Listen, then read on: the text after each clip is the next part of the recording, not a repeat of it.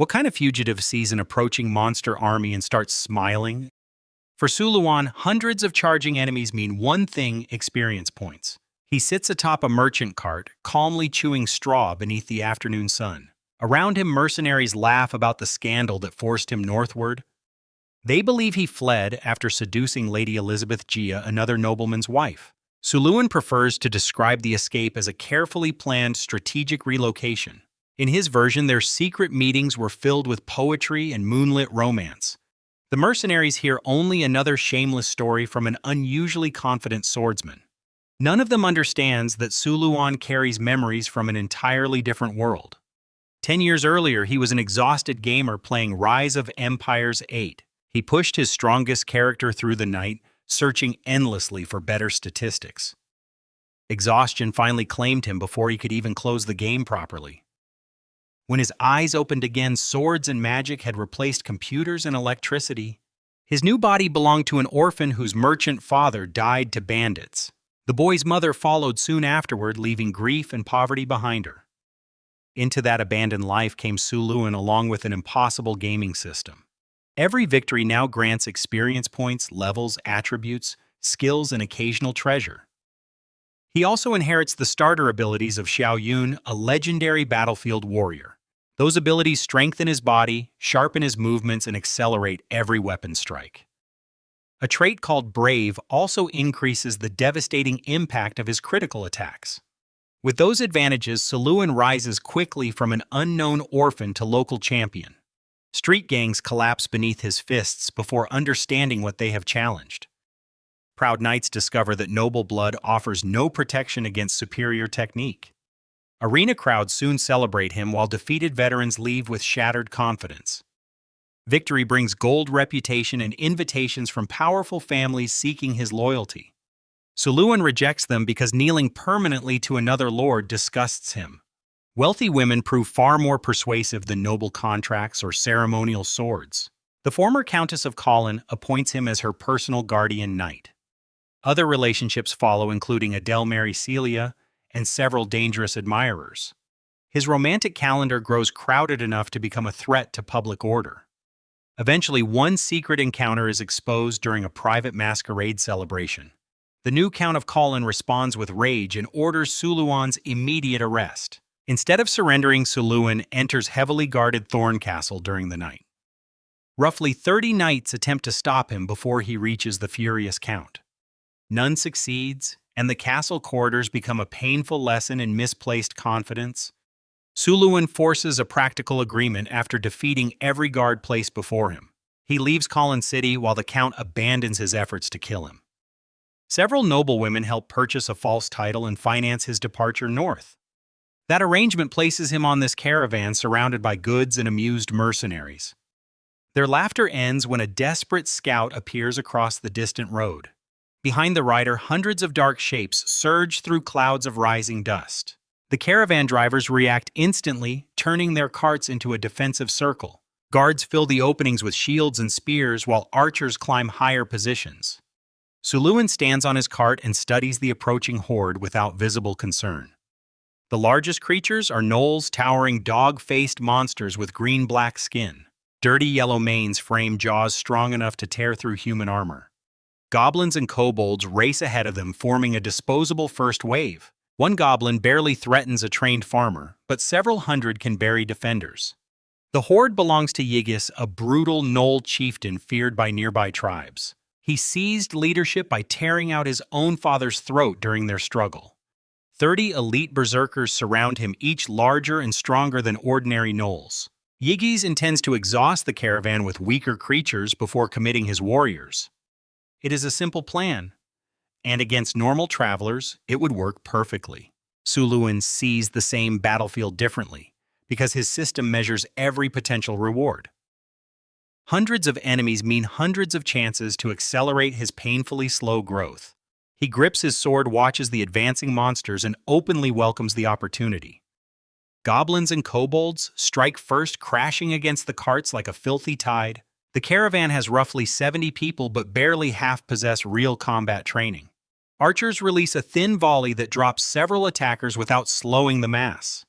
Spearmen brace between the carts and impale monsters squeezing through narrow gaps. Suluwan finds a long spear among the cargo and attacks from above. His weapon moves so quickly that blurred after images trail behind the steel point. Each sweep opens another throat, painting dark arcs across the packed front ranks. Goblins pile beneath the cart, while kobolds stumble over bodies and broken weapons. The gnolls remain behind, allowing their smaller servants to absorb the defenders' strength. 15 minutes of slaughter transforms the road into a carpet of mangled corpses. 2 guards are dragged away before their companions can pull them back.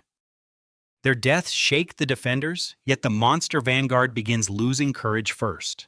Goblins hesitate near the carts, trapped between sharpened spears and their merciless masters. Yigis answers their fear with a roar that rolls across the battlefield. 100 gnolls charge together, shaking loose stones beneath their pounding feet. The caravan's morale plunges as experienced fighters recognize the difference in strength. Hands tremble, spearheads dip, and several men begin searching for escape routes. The captain orders everyone to hold, but terror has already entered their formation. Suluwan leaps from the cart before panic can infect the entire caravan. His flying horse ability activates, turning his first steps into explosive acceleration.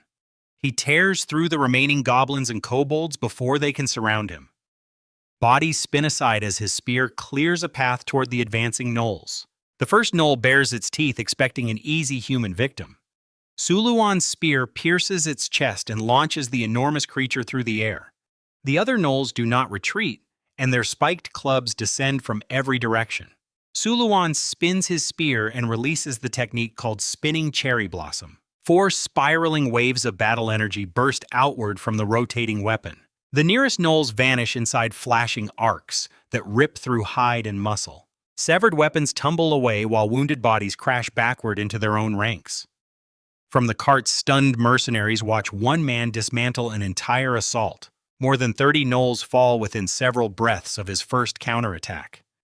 The defenders' courage surges as the monsters finally confront something they cannot overwhelm. Yigis sees his army faltering and abandons every trace of careful strategy. He charges beside all 30 berserkers, directing their fury towards Suluwan alone.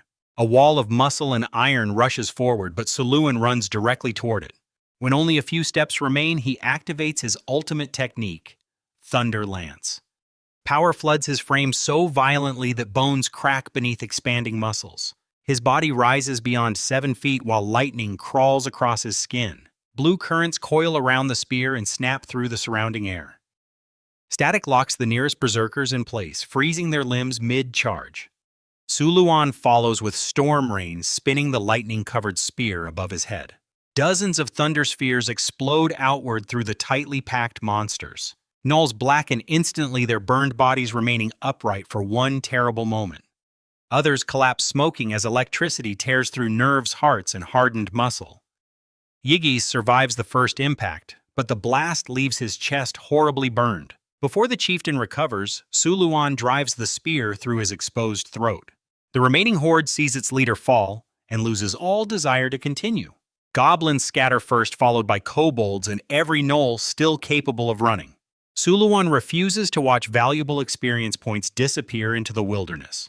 Flying Horse carries him after the fugitives faster than most monsters can sprint. He cuts down every gnoll within reach, though several dozen escape beyond pursuit. When the killing ends, more than 70 gnolls lie across the ruined road. The system announces a glorious victory over 258 defeated enemies. It records only 2 allied deaths and awards a large additional experience bonus. Suluwan reaches level 12, earning 2 attribute points and 2 skill points. A silver treasure chest also appears inside his small magical inventory. His current attributes already place him far beyond the limits of normal soldiers. Strength reaches 26, Agility 28, Constitution 25, and Spirit 19. An average adult possesses only 5 or 6 points in most physical attributes. Even trained warriors rarely exceed 8 or 9 without extraordinary talent. Suluwan is therefore roughly 5 times stronger than an ordinary healthy man. His spear and sword mastery make the practical difference even more severe. Charisma 18 also grants considerable advantages during negotiations and social encounters. His command statistic strengthens morale among troops who willingly accept his leadership. Soldiers under him can endure losses that would break most ordinary formations. Some game abilities have changed unexpectedly after crossing into the real world. Repeating crossbow once a summoned weapon becomes detailed engineering knowledge instead. Suluan can construct a siege crossbow powerful enough to pierce knightly armor. Unfortunately, the machine is expensive, slow, heavy, and useless against distant moving targets. He once builds one, tests its frightening power, then sells the dismantled parts. As the caravan gathers loot, its manager approaches with carefully manufactured gratitude. He expects Suluan to accept praise as payment for saving everyone's lives. Suluan quickly explains that his assistance was effective, necessary, and absolutely not free. The manager studies the corpses, considers his position, and reluctantly produces a purse. At least 50 gold nars clink inside, immediately improving Suluan's opinion of him. The mercenaries burn the remains of their 2 fallen companions before departing. Monster equipment offers little value beyond crude metal suitable for melting and reuse. Once the road is cleared, the caravan resumes its journey through the wilds. The mercenaries who mocked Suluan now speak carefully and avoid meeting his eyes. He ignores their changed behavior and opens the silver treasure chest privately. Cheap magical sparkles reveal beast face iron armor made from highly refined steel. Despite its lightweight, the armor provides exceptional protection against ordinary weapons. Its special trait, Rigid Body, reduces incoming damage without consuming a skill point. The equipment requires level 12, matching the level Suluan has just reached. He also spends 1 skill point to learn a basic healing spell. Life Remedy restores a small amount of health quickly during or after combat. The following days pass without another attack from monsters or opportunistic bandits. Suluan finds the piece useful for survival but terrible for gaining experience. After 2 weeks, a vast fortified city finally rises beyond the northern horizon. Cult City began as a fortress against barbarians, orcs, and repeated invasions. It later became the largest commercial center in the entire northern province. Stone walls rise more than 30 feet, reinforced by closely spaced defensive towers. A redirected river forms the moat, making any direct assault ruinously difficult. Banners of House Siavoy fly above scars left by battles fought generations earlier. Merchants carry northern furs, foreign gems, dwarven ironwork, and desert goods toward its gates. The caravan pays the entrance tax, receives official stamps, and enters without trouble. Suluan separates from the merchants and chooses a loud tavern in the lower district. Beer, sweat, gambling, and shouted arguments fill the crowded room around him. He orders lamb chops and listens carefully to mercenary gossip while eating. Tavern conversations reveal local prices for weapons, armor, property, and hired soldiers. His 6,000 gold nars could equip a small professional force properly. The same fortune could arm hundreds of militia, though their battlefield value would remain poor. Suluan has not come north merely to purchase equipment or enjoy city life. He wants land authority, income, and a territory where no lord commands him. Birth cannot provide that future because his original noble family does not exist. Military service might earn land, but most valuable estates already have owners. The crown would probably reward years of bloodshed with an impoverished, forgotten village.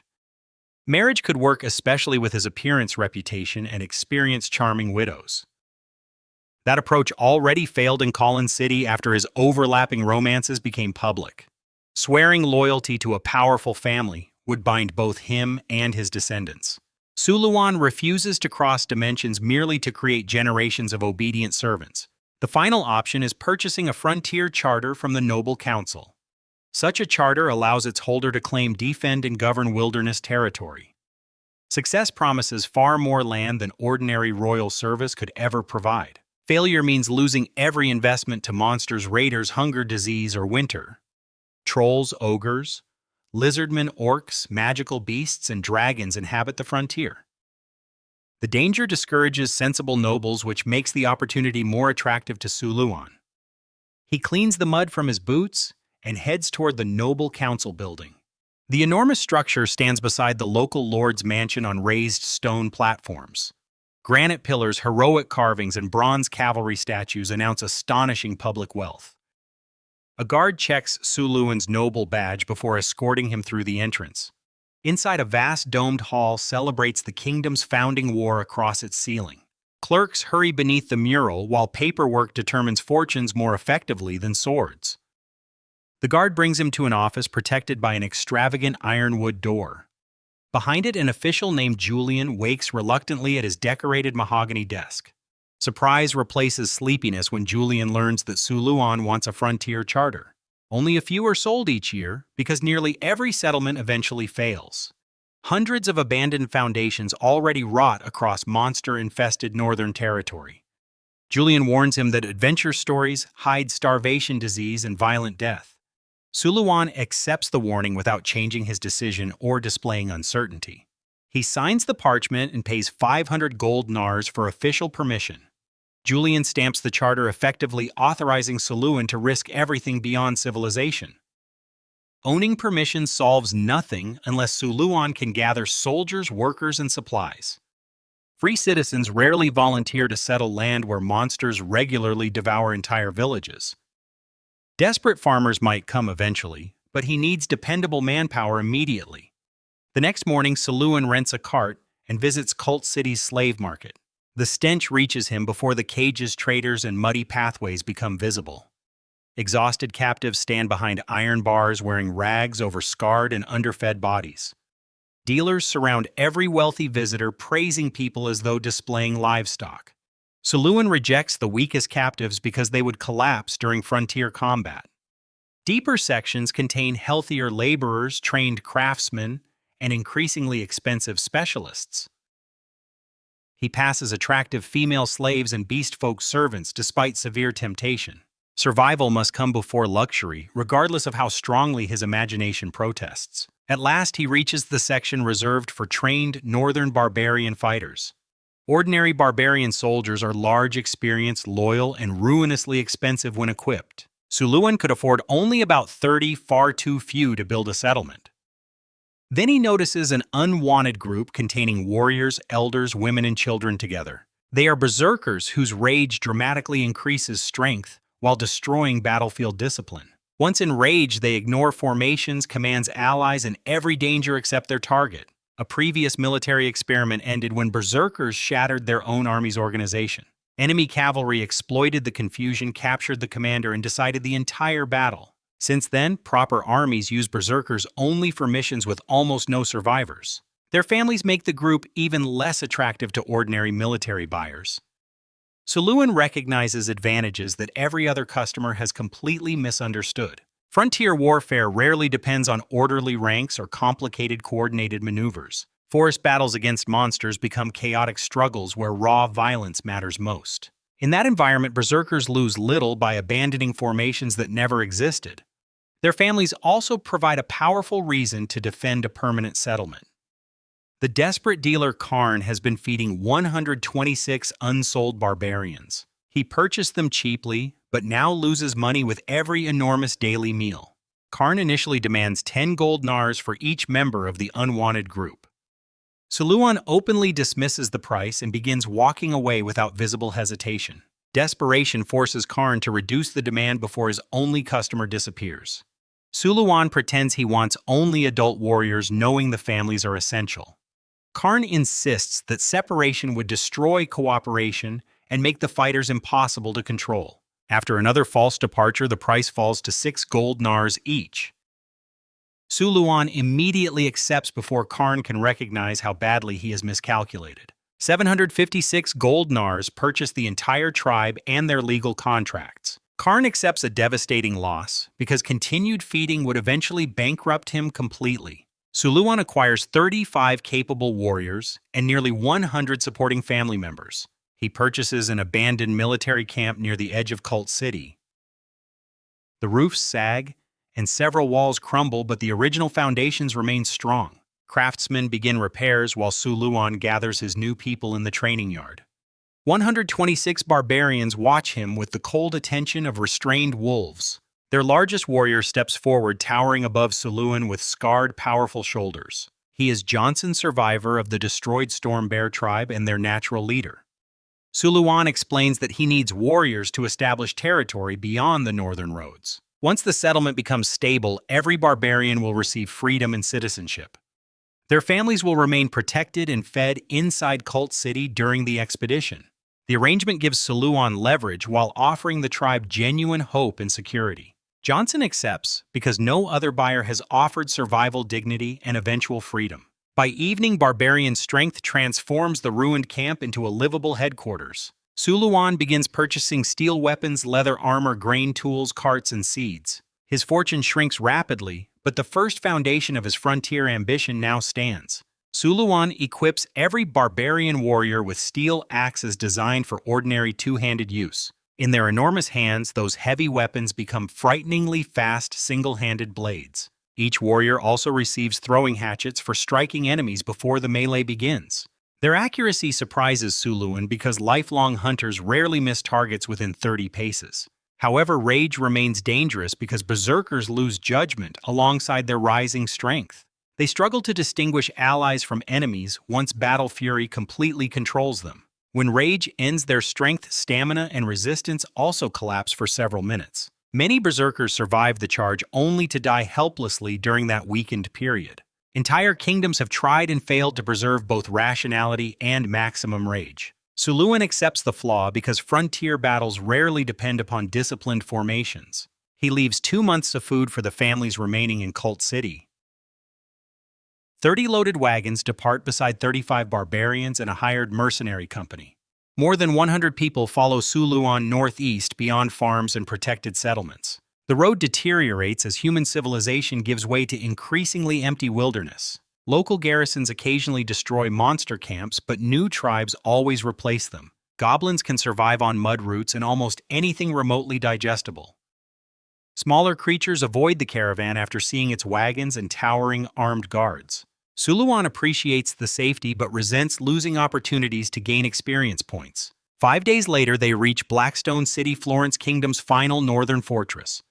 5,000 residents shelter behind stone walls guarded by 1,000 nervous soldiers. No farms or villages stand outside because anything unprotected quickly disappears. The caravan passes Blackstone without stopping and leaves the final maintained road behind. Beyond that fortress, no human authority can rescue travelers from mistakes or monsters. Hidden scouts begin tracking the wagons from grass rocks and distant tree lines. Their numbers grow daily until more than 100 creatures follow the caravan. Suluan sees another training opportunity and orders Johnson to clear their persistent pursuers. His system has already recognized the barbarians as the Northern Barbarian Guard. Joining Suluan's command upgrades them from militia into second-tier barbarian warriors. Their morale begins at 85, unusually high for recently purchased former slaves. Johnson receives recognition as a barbarian champion and an official hero unit. Basic barbarian strength improves both power and constitution beyond ordinary human limits. Their warrior class unlocks rage-reducing pain while increasing strength and movement speed. Johnson also possesses tenacity, granting superior health, stamina, and physical recovery. His whirlwind slash surrounds his rotating axe with a cutting blade of energy. Suluan stops the wagons while Johnson gathers the warriors with one delighted roar. 35 giants charge backward in a formation resembling a tavern fight running downhill. Their lack of elegance hides tremendous speed, generated by their exceptionally long strides. Gnolls and goblins organize a countercharge after realizing humans are approaching them. They believe superior numbers guarantee victory against only 35 reckless warriors. The barbarians release their first volley when only 30 paces separate both forces. Steel hatchets whistle forward and bury themselves inside skulls, chests, and shoulders. One gnoll drops instantly with an axe blade embedded halfway through its forehead. The crowded monsters cannot dodge, and a second volley tears through them. Nearly 1/3 of the pursuers fall before the barbarians reach striking distance. Then the giants crash into the survivors without slowing or protecting themselves. Goblin claws scrape uselessly across leather armor while steel axes split bodies apart. One gnoll dies when a barbarian's shoulder caves in its entire rib cage. Johnson enters the thickest crowd and begins rotating his massive battle axe. Whirlwind slash scatters severed limbs behind him with every violent revolution. The remaining monsters finally understand the difference between numbers and actual combat power. They scatter across the wilderness, abandoning wounded companions and every trace of courage. The entire engagement lasts only 3 minutes before organized resistance completely disappears. Suluan's warriors recover every throwing hatchet because each weapon costs valuable gold. They treat their steel equipment like sacred heirlooms after generations using primitive tools. 87 monsters die without inflicting a single serious injury upon Suluan's force. The system grants another glorious victory experience points and 1 refined iron ingot. Barbarian morale reaches the maximum, transforming caution into fierce personal loyalty. Johnson reports only minor scratches and proudly confirms every hatchet has been recovered. The hired mercenaries now understand why their employer travels with barely armored giants. No monster follows the caravan again after news of the massacre spreads nearby.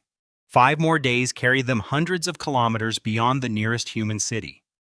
Suluan travels farther than required because greater distance allows greater territorial expansion.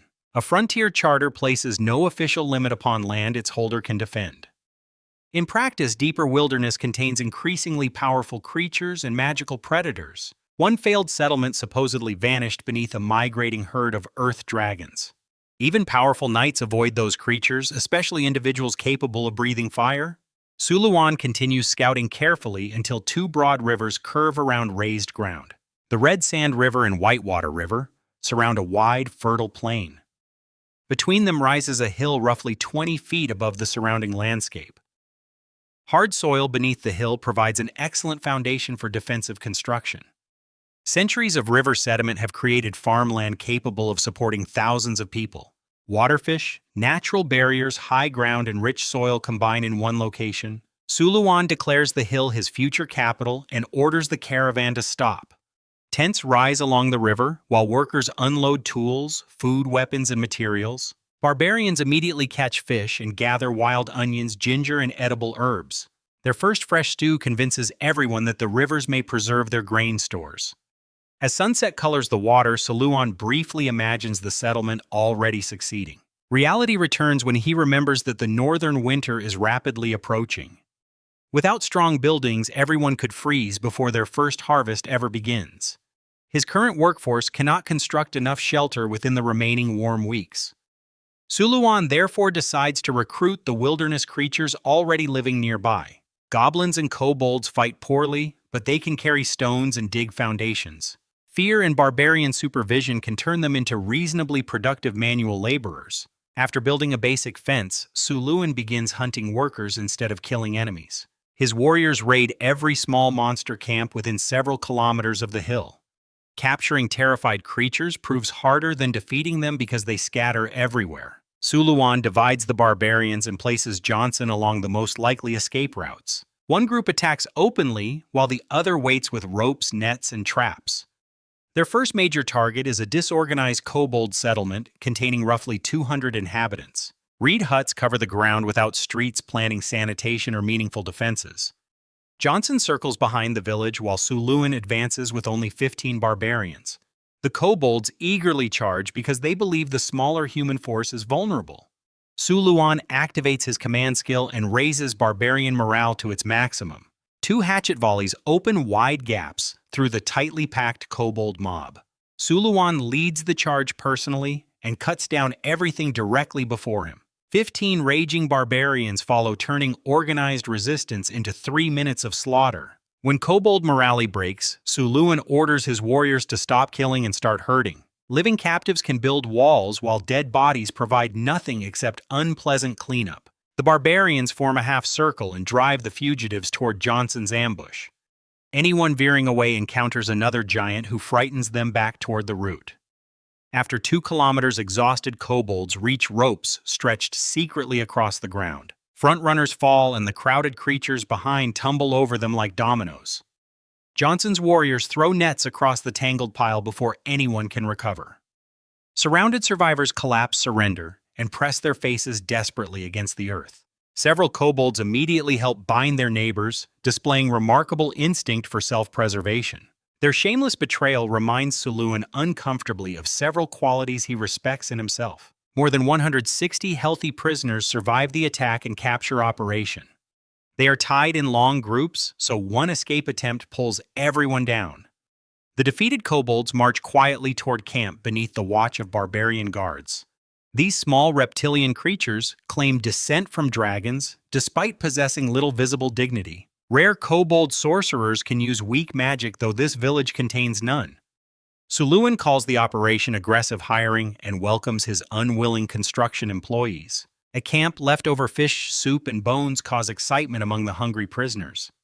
Chaos erupts because the kobolds have no understanding of orderly distribution lines. Barbarians stand beside the food with clubs and demonstrate the required arrangement physically. Several corrective strikes produce a crooked but functional line within minutes. The next morning, kobolds begin digging, hauling earth, and cutting small trees. Simple commands suit them, especially when reinforced by visibly armed barbarian supervisors. Some prisoners volunteer as overseers and become harsher toward kobolds than the barbarians. Their enthusiasm for punishing their own people increases productivity by another noticeable margin. Over several days, Suluan destroys every nearby settlement capable of threatening his camp. One Knoll tribe, 2 goblin villages, and another kobold group all fall. Hundreds of goblins and kobolds join the expanding workforce behind the perimeter fence.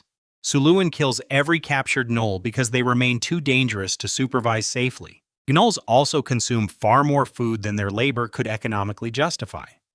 With nearly 700 monster workers, construction finally begins moving at impressive speed. The first priority is a defensive wall surrounding the entire developing settlement. Stone construction requires too much time, so workers use logs, reeds, and packed mud. The rough square stretches nearly 2 kilometers around the planned central district. It looks unreliable, but completing it triggers an important system milestone. The territory interface activates and recognizes a 20-kilometer radius under Suluan's authority. Its population includes humans, barbarians, mercenaries, goblins, kobolds, and purchased craftsmen. Public morale remains modest, tax revenue is non-existent, and expenses exceed all income. Food supplies will last only 4 months despite the large quantity originally purchased. The new wall provides limited defense, poor stability, and embarrassingly low durability. Suluan studies the bleak statistics before opening the newly unlocked construction catalog. A lord's castle would improve administration authority, stability, and government training. Barracks would maintain discipline while keeping resident soldiers in constant training. Proper houses would increase belonging happiness, population growth, and long-term settlement stability. The menu also offers farmland, beacon towers, wells, roads, markets, and logging camps. A river port could connect both waterways to trade routes while expanding food production. Suluan postpones grand ambitions because surviving winter remains the immediate objective. He divides workers between farmland docks, fishing boats, walls, and basic shelters. Fish supplies protein, reduces grain consumption, and can be preserved for emergencies.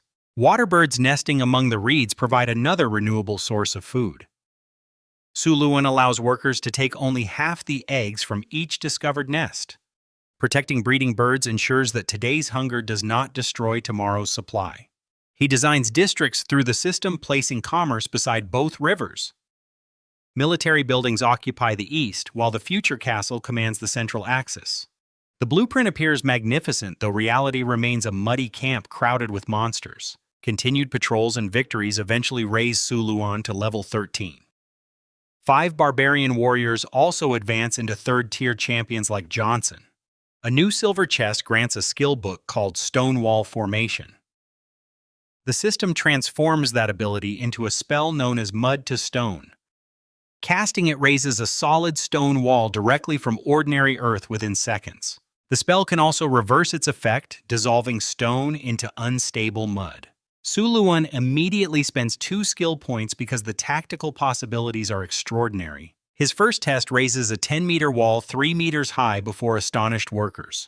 The structure feels harder than ordinary rock and requires no physical construction materials. Each casting consumes substantial magic, limiting how many walls he can create consecutively. Suluan invests 4 saved attribute points into Spirit and expands his magical reserves. Every morning he transforms completed mud sections while his workers continue building ahead. Every afternoon, recovered magic allows another series of nearly instantaneous upgrades. Within days, one entire side becomes genuine stone instead of reeds and packed soil. The kobolds stare in confusion at work transformed faster than they can comprehend.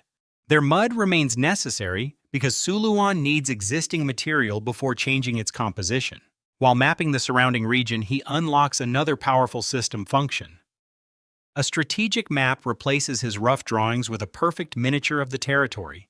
Hills, forests, waterways, structures, and paths appear with detailed labels and proportions. Colored markers identify allies, mercenaries, slaves, and hostile living creatures nearby.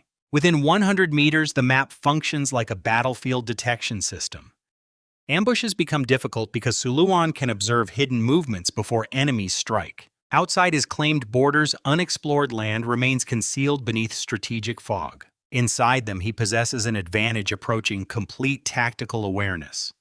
The settlement slowly gains docks, fields, workshops, and several crude residential structures. Its progress attracts attention from the large Knoll tribe dominating the region. That tribe has watched smaller settlements vanish and considers Suluan's growth a challenge. Monster scouts observe the new walls while messengers gather neighboring tribes for war. Suluan learns something is approaching when his strategic map reveals distant hostile movement. A mounted scout returns exhausted and reports an army of at least 700. Knoll's goblins, kobolds, and more than a dozen trolls are marching together. The word trolls drains color from everyone who understands their regenerative power. Severed limbs regrow, pierced organs heal, and broken bones repair themselves rapidly. Only fire magic or strong acid can kill those enormous creatures permanently. Suluan's wall remains partly stone and partly mud, especially along the threatened east. Instead of panicking, he rewards the scout and orders everyone to prepare lunch. If death is approaching, Suluan intends to feed his people like nobles first. White bread, smoked meat, sausages, fish, mushrooms, and ale leave the warehouse. Warriors eat silently while staring toward the horizon where the enemy will appear. Suluan calculates several hundred weak creatures, 300 gnolls, and 12 regenerating trolls. His craftsmen will not fight because their specialized skills are too expensive to lose. Mercenaries prepare weapons while barbarians cover the eastern approach with hidden traps. Pits, spikes, ropes, and falling rocks transform the ground into a deadly obstacle course. Workers also stack dried reeds beside the east gate for Suluan's larger plan. During the afternoon, a dark mass finally rises across the distant wilderness. The scout was wrong because nearly 1,400 monsters are approaching. More than 20 enemies exist for every available human fighter inside the settlement. Mercenaries tremble while trolls tower above the horde carrying enormous spiked clubs. Their captain proposes releasing prisoners, abandoning supplies, and escaping through another gate. Suluan laughs because he sees hundreds of future builders walking toward his territory. His confidence restores barbarian enthusiasm, though the mercenaries question his remaining sanity. Weak kobold arrows begin falling, but most bounce from leather without penetrating. The monster commander abandons archery and sends the entire horde charging forward. Hidden pits swallow goblins while falling stones crush gnolls, leading the advance. Monsters behind trample fallen allies because their enormous momentum prevents any retreat. The traps kill dozens, yet the overwhelming wave continues toward the eastern gate. The wooden entrance breaks surprisingly easily because Suluan deliberately leaves it weak. Victorious monsters rush inside, imagining food, treasure, weapons, and defenseless human victims. Instead, they enter a narrow corridor bordered by magically raised stone walls. The wide attacking force compresses until no creature can move left or right. At the corridor's end, two lines of barbarians wait with axes raised. Front monsters recognize the trap but cannot resist thousands pushing from behind. Pressure drives them forward like material feeding into an industrial cutting machine. Barbarian axes descend together, splitting several tightly packed bodies with every swing. Blood covers the corridor while corpses quickly rise beneath the next forced wave. Gnoll's goblins and kobolds lose every numerical advantage inside the restricted space. Warriors rotate positions so exhausted front fighters can recover behind fresh replacements. Those farther back cannot see the slaughter and continue pushing everyone forward. Suluan waits until hundreds of monsters fill the corridor shoulder against shoulder. After 15 minutes, he orders his exhausted barbarians to withdraw from the kill zone. The monsters surge ahead, believing their defenders have finally broken under pressure. A new stone wall erupts before them and seals the corridor's remaining exit. The trapped creatures slam into solid rock while the crowd crushes them from behind. A reinforced iron portcullis drops across the entrance and removes their final escape. Suluan gives the signal after ensuring the corridor has reached maximum capacity. Burning oil jars arc over the walls and shatter among piles of dried reeds. Flames spread instantly across packed creatures unable to separate from burning neighbors. Oil transfers between bodies until the entire stone passage becomes a roaring furnace. Monsters climb corpses seeking escape, but waiting soldiers kill those reaching the top. The fire consumes available oxygen while heated walls prevent anyone from touching them. Screams weaken gradually as burning creatures suffocate inside the sealed stone corridor. Mercenaries who wanted retreat now eagerly kill every wounded survivor crawling outside. Suluan leaves the trap burning because its occupants no longer require his attention. Several hundred monsters remain outside, including trolls and the smarter Gnoll commander. He exits through the western gate with all 35 barbarians behind him. The surviving enemy forms crude lines instead of charging blindly toward the humans. Goblins and kobolds screen the front while trolls wait behind them as heavy attackers. Gnolls spread toward both flanks, attempting a basic pincer movement around Suluan's force. Suluan tightens his beast face iron armor and places himself before a wedge formation. 36 warriors charge several hundred monsters as the ground begins shaking beneath them. Arrows descend first, but Suluan spins his spear and deflects every shaft. The barbarians shield vital areas with axes while Leather turns weaker arrows aside. At 20 meters, oversized goblins brace sharpened bones into a crude spear wall. Suluan refuses to risk unnecessary wounds against an obstacle so easily broken. 35 throwing hatchets tear through the formation before the wedge reaches it. Head-split weapons fall and the organized line collapses into terrified confusion. Suluan's formation smashes through the survivors without losing momentum or direction. Kobolds behind the broken spearmen abandon resistance and scatter toward open ground. The wedge continues through the center and crashes directly into the Gnoll ranks. These Gnolls are larger, experienced, and strong enough to survive ordinary wilderness wars. Suluan sweeps his spear sideways with force resembling a sudden thunderclap. 4 Gnolls fold around the shaft and fly backward with shattered ribcages. Behind him, barbarian champions unleash whirlwind slash through both enemy flanks. White energy trails their axes as bodies separate beneath every rotating strike. The Gnoll commander desperately orders his army forward, but few creatures still listen. Their screen has vanished, their center is broken, and both flanks are collapsing. 9 trolls remain as the commander's final answer to Suluan's unstoppable advance. One charges from the side and swings a 100-pound spiked club toward his head. Suluan blocks with his spear, and the impact bends refined steel visibly backward. The shockwave knocks nearby goblins down while the troll itself rebounds violently. It crashes onto its back with injuries that would instantly kill normal creatures. Troll regeneration begins repairing the damage before dust settles around its body. The remaining 8 respond with anger and charge together instead of reconsidering.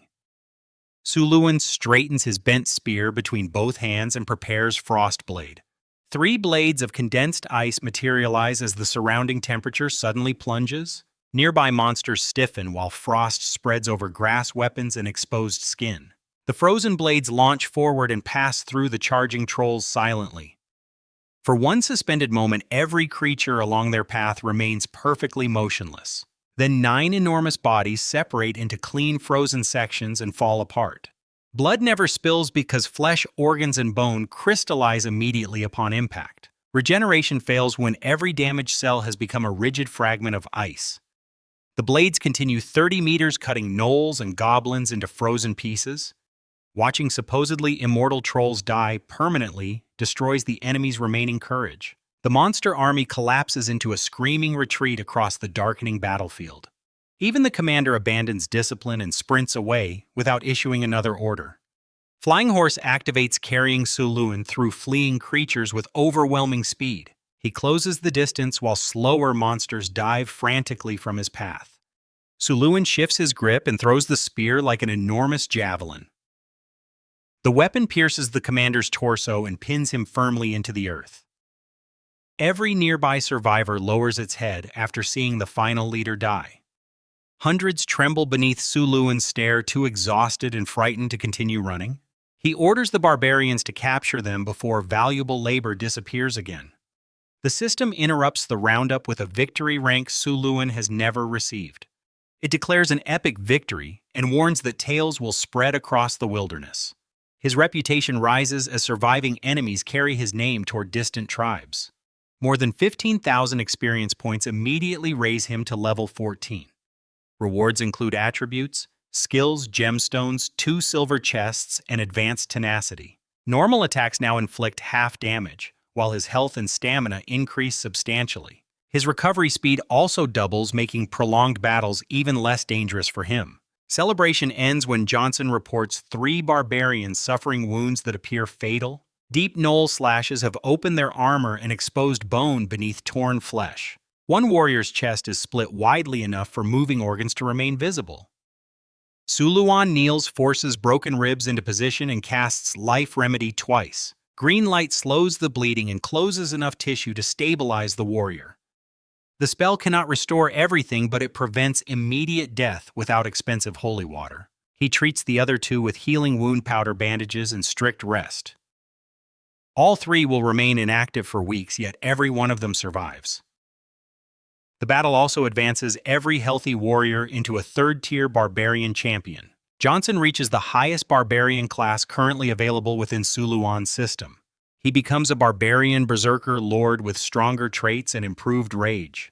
His power, constitution, stamina, damage resistance, and recovery all rise significantly. Advanced rage lasts longer, increases strength further, and shortens the exhausted aftermath. Proper iron armor would transform Johnson into an almost unstoppable battlefield weapon. Enemy losses exceed 800 killed, while fewer than 100 escape. Approximately 500 goblins, kobolds, large goblins, and gnolls are captured alive. Trauma leaves them obedient after witnessing fire-frozen trolls and their commander's execution. Suluan returns covered in enemy blood and assigns Johnson to guard the prisoners. The enormous barbarian's satisfied smile removes any remaining thoughts of rebellion. Fire continues inside the sealed corridor until midnight consumes the battlefield. When the walls open next morning, hundreds of blackened shapes remain packed together. Burned hair, meat, and smoke create a stench powerful enough to sicken veterans.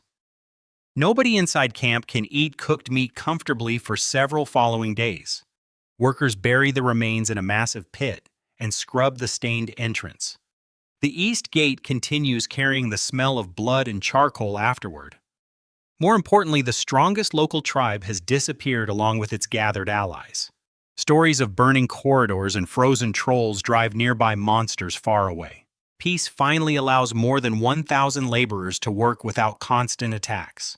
The port finishes within days, increasing fishing capacity and reducing dependence upon grain.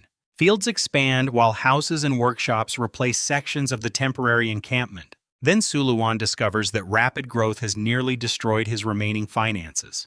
His bookkeeper reports only 300 gold nars left inside the treasury. Food consumption doubled after the newest prisoners joined the already enormous workforce. Taxes cannot provide relief because almost no free citizens live within the territory. Citizens will not arrive until stability exists yet. Stability requires expensive workers. Suluan sends Johnson back to Cult City to retrieve every barbarian family. Their women and children can outwork ordinary laborers while requiring little supervision. Johnson must also announce that the frontier settlement seeks merchants and trade partners. Even one successful caravan could establish roots and attract more commercial interest. Suluan stops capturing additional tribes and concentrates every resource upon construction. Several days later, completion of the blacksmith shop triggers multiple system notifications. Weapon designs, metalworking methods, and forging knowledge enter the territory database. A system shop also unlocks armor and weapons from Rise of Empires 8. Legendary equipment remains unavailable, but ordinary military designs can now guide production. Suluan realizes the gnolls must possess access to a hidden regional iron source. Human kingdoms forbid selling metal to monsters, leaving mining as the obvious explanation. Finding that mine could solve his long-term weapon armor and trade problems. For now, he lacks enough soldiers to seize and defend an unknown deposit. The blacksmith shop becomes useful immediately because captured weapons provide abundant scrap iron. Heavy troll clubs alone contain large quantities of metal beneath their crude impurities. Bruce, an enslaved blacksmith ruined previously by gambling, takes command of the forge. Suluan orders repairs, first farming tools, second, and barbarian armor after that. Better meals and private quarters reward skilled workers who exceed assigned production targets. This becomes part of a wider contribution system across the entire settlement.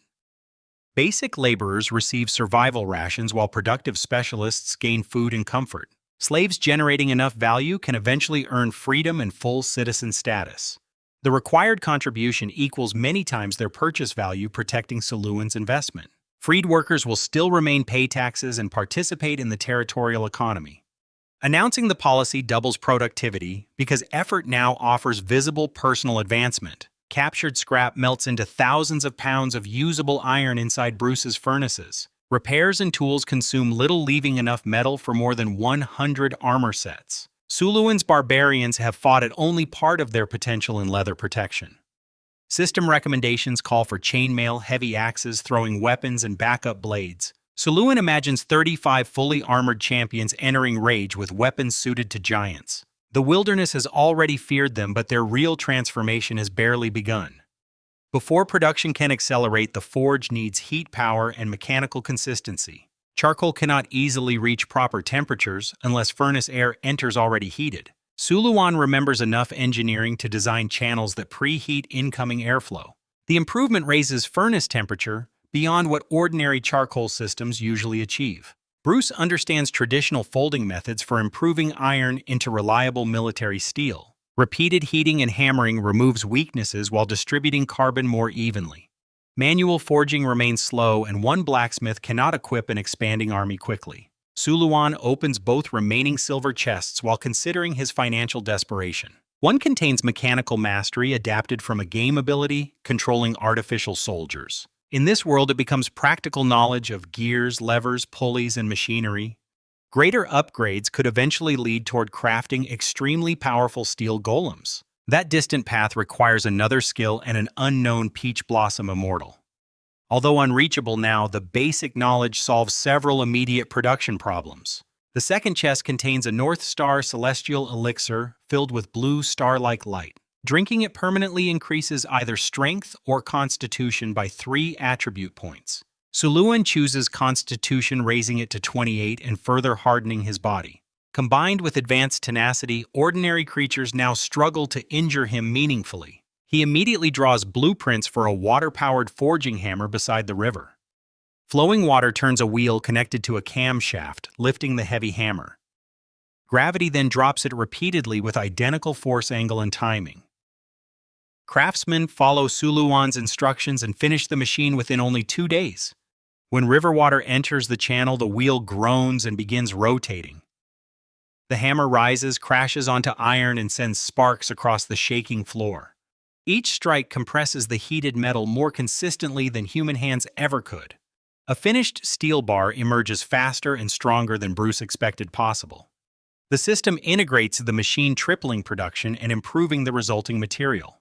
Suluan orders 35 customized armor sets and matching axes within 2 weeks. Silence makes Bruce understand that failure would damage more than his improved rations. The designs account for 7-foot bodies rather than ordinary human soldiers. Each giant axe uses 30 pounds of steel with a wider, heavier blade. Suluan, next, builds water-powered bellows using similar mechanical principles and larger components. The machine forces heated air continuously into the furnace without exhausting human workers. Temperatures rise enough to liquefy iron instead of merely softening it.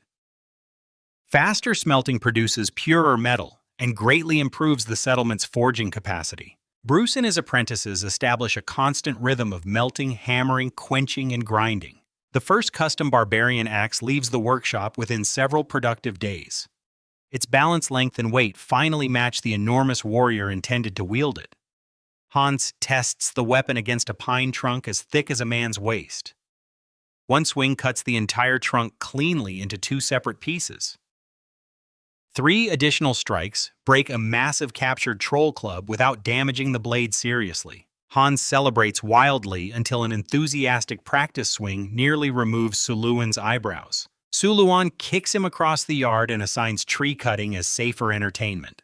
Threatening reduced dinner sends every barbarian toward the forest with impressive speed. Bruce's half-body plate protects the chest, arms, and legs without restricting movement heavily. Sword strikes deflect arrows, bounce away, and blunt attacks lose most effectiveness. Against wilderness creatures using bones and sticks, the armor provides overwhelming superiority. Despite progress, settlement construction remains slower than Suluan's ambitious plans demand. The problem is not worker quantity, but the massive city-sized territory he designed. Goblins and kobolds can dig and carry materials but cannot construct houses independently. Large goblins and gnolls possess strength without knowledge of measurements or structural planning. Human craftsmen therefore supervise thick mud walls reinforced with chopped reeds and timber. Those ugly structures retain heat effectively during the brutal northern winter. Suluan avoids excessive lumber use because high-quality northern timber could become profitable exports. Goblins dig foundations while larger monsters mix clay and pound walls into shape. Barbarians cut support beams and skilled humans control every complicated stage. Memories of frozen trolls and the burning corridor prevent monster laborers from rebelling. Agriculture becomes Suluan's next priority because military strength cannot compensate for starvation. Floodplains beside both rivers contain nearly 100,000 acres of excellent soil. Cultivation there requires less irrigation than fields located inside the protective walls. Suluan targets 5,000 acres before winter to achieve basic food independence. Existing reserves have fallen toward 2 months because barbarians consume enormous portions. Goblins clear land effectively despite understanding farming mostly as burning and scattering seeds. During patrols, Suluan continues collecting small groups to replace workers lost through accidents. One raid captures roughly 200 goblins from primitive shelters northeast of camp. Their leader dies instantly when a thrown hatchet splits his forehead. 3 attackers tear through resistance before flanking barbarians capture the fleeing majority. The healthiest prisoners return as workers, while those unable to labor are discarded. Afterwards, Suluan scouts farther toward the distant Candle Mountains with several warriors. A returning scout reports a large herd of wild buffalo preparing to migrate. More than 100 animals could plow fields far faster than monster laborers. They also promise meat, leather milk, horn breeding stock, and transportation power. Barbarians once raised buffalo, making them ideal handlers for such dangerous livestock. Suluan surrounds the herd and approaches the largest bull controlling the others. 3 younger bulls charge first, each weighing more than a full ton. Carefully measured punches knock them unconscious without destroying their valuable bodies. The lead bull attacks next with enough force to shake the open plain. Suluan strikes its head, but the powerful animal rises after staggering backward. He jumps onto its back before it can build momentum for another charge. The bull bucks, spins, twists, and leaps with increasingly desperate violence. Suluan's strength and agility make throwing him impossible despite the furious struggle. After 10 exhausting minutes, the animal lowers its head and accepts defeat. Its submissive call calms the entire herd and transfers leadership to Suluan. He rides home at the front while barbarians guide the buffalo along both sides. More than 100 animals thunder toward the settlement beneath an enormous dust cloud. Adults and calves are separated while stubborn bulls receive controlling metal nose rings. Barbarian women and children take responsibility for taming and managing the herd. Exactly 1 month after arrival, Suluan surveys changes across his claimed wilderness. 7 fishing boats now serve a port capable of receiving real cargo vessels. 4 water wheels power forging hammers, bellows, and equipment awaiting future ore. Every section of the 2-kilometer wall has become stone 5 meters high. The completed fortification raises safety dramatically against ordinary regional monster attacks. Proper roads connect the center port farms, logging camps, smithy, and workshops. Packed earth and smooth river stones prevent mud during rain and dust during drought.